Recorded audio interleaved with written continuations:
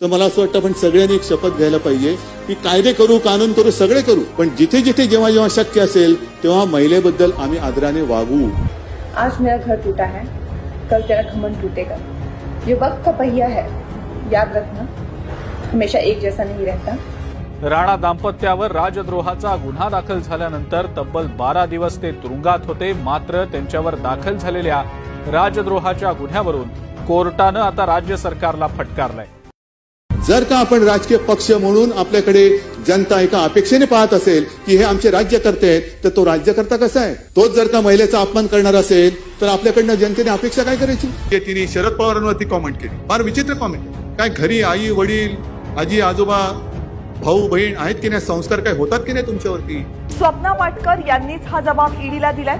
संजय राऊत यांच्या विरोधात दिलेला जबाब मागे घेण्यासाठी धमकी आल्याचं स्वप्ना पाटकर यांनी ईडीला दिलेल्या जबाबामध्ये म्हटलंय। माझ्या राज्यात माझ्या सरकारमध्ये महिलांचा अपमान मी सहन करणार नाही।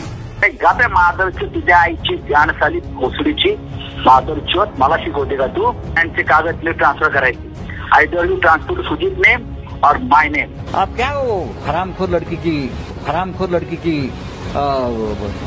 वकिली कर रहे हैं। या सर्व आपल्या ज्या काही माता भगिनी आहेत त्यांच्या सोबत पाठी नाही, यांच्या सोबत लढ्यामध्ये उतरा आणि यांचा न्याय हक्क मिळून देईपर्यंत शांत बसू नका। केव्हाही हक्काने बोलवा, हा तुमचा भाऊ सदैव तुमच्या सोबत आहे, हे वचन आणि हा विश्वास द्यायला तुमच्याकडे मी आलेला आहे। त्यांनी बोलायची संधी दिलेली नाही, आमच्याशी 2 शब्द सुद्धा बोललेले नाहीये ते।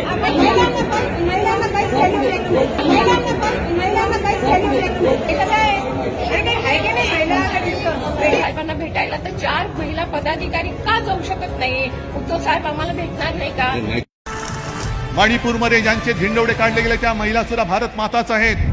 पश्चिम बंगाल से एक महिला को तालिबानी अंदाज में पीटने का वीडियो सामने आया है। त्या तुळजा भवानीचं तुम्ही सगळे रूप आहात आणि तुमचा आशीर्वाद आम्हाला या लढाईमध्ये पाहिजे। हिंदू धर्म में शक्ति शब्द होता है, हम शक्ति से लड़ रहे हैं, एक शक्ति से लड़ रहे हैं। Yeah.